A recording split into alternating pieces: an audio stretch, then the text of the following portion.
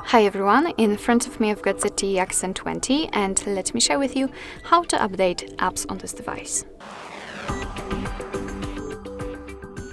So first of all, make sure that you've got the internet connection because it is required, and then we can enter the Play Store. So let's tap on it. If you've got your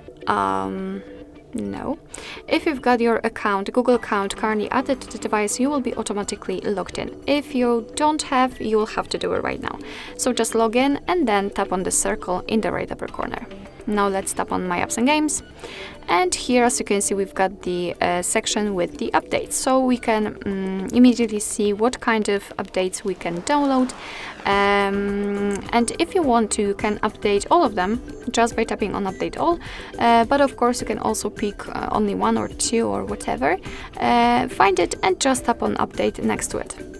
And from now on, your device will simply download the update, and after that it will be successfully installed and automatically updated. So basically you do not really need to do anything more, just wait.